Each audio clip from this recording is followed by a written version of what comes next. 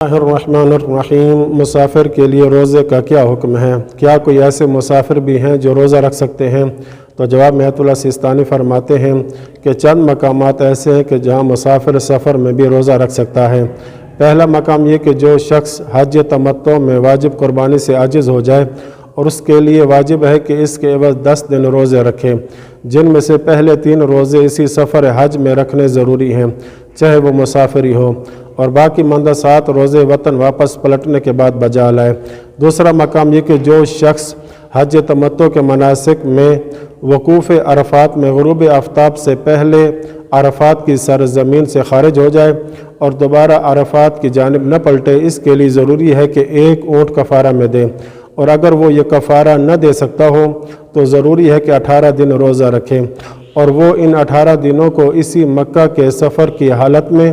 یا واپس پلٹنے کے راستے میں یا وطن واپس پلٹنے کے بعد بجا لائے۔ تیسرا مقام یہ کہ جس شخص نے معین دن کے مستحب روزے کی نظر یوں مانی ہے کہ اس کو سفر میں انجام دوں گا، یا اس طرح نظر کرے کہ چاہے سفر میں ہوں گا یا وطن میں اس کو بجا لاؤں گا۔ چوتھا مقام وہ مسافر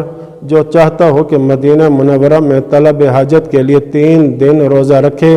تو وہ اس سفر میں یہ 3 روزے رکھ سکتا ہے، اور احتیاط واجب ہے کہ وہ 3 دن بدھ، جمعرات اور جمعہ کے دن ہوں۔ دوسرا سوال یہ ہے، اگر کوئی شخص مسئلہ نہ جاننے کی وجہ سے سفر میں کوئی واجب یا مستحب روزہ رکھے اور دن کے وقت اسے مسئلے کا علم ہو جائے تو اس کے روزے کا حکم کیا ہے؟ جواب میں آیت اللہ سیستانی فرماتے ہیں اس کا روزہ باطل ہوگا، اور اگر مغرب کے بعد مسئلے کا علم ہو جائے تو وہ روزہ جو رکھا تھا درست ہوگا، چاہے وہ شرعی مسئلے کو بنیادی طور پر نہ جانتا ہو، یعنی نہ جانتا ہو کہ مسافر کا روزہ درست نہیں ہوتا،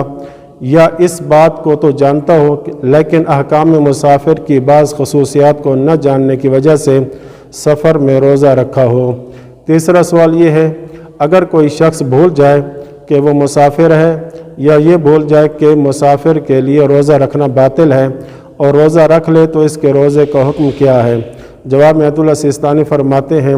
اس کا روزہ باطل ہوگا، حتیٰ کہ احتیاط واجب کی بنا پر اس صورت میں بھی باطل ہے جب وہ مغرب کے بعد متوجہ ہوا ہو۔ چوتھا سوال یہ ہے،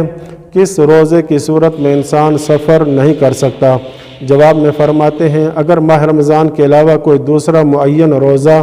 اجارے یا اسی جیسی کسی چیز کے سبب انسان پر واجب ہوا ہو، یا اعتکاف کے روزوں میں سے تیسرا دن ہو، تو ان میں مکلف سفر نہیں کر سکتا، اور اگر سفر میں ہو تو اگر ممکن ہو تو ضروری ہے کہ ارادہ کرے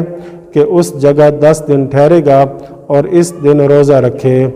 پانچواں سوال یہ ہے، روزہ دار کے لیے ظہر سے پہلے یا ظہر کے بعد سفر کرنے کا معیار شہر سے نکلنا ہے یا اس شہر کی حد ترخص ہے؟ جواب میں آیت اللہ سیستانی فرماتے ہیں ظہر کی اذان سے پہلے یا ظہر کی اذان کے بعد سفر شروع کرنے میں معیار اس شہر کی حد ترخص نہیں بلکہ بذات خود شہر سے خارج ہونا ہے۔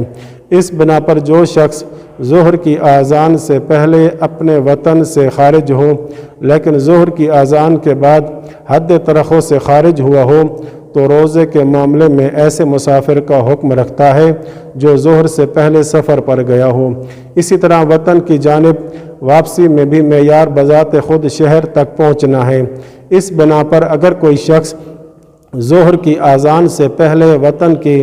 حد ترخص تک پہنچ جائے لیکن ظہر کی اذان کے بعد شہر میں داخل ہو تو روزے کے معاملے میں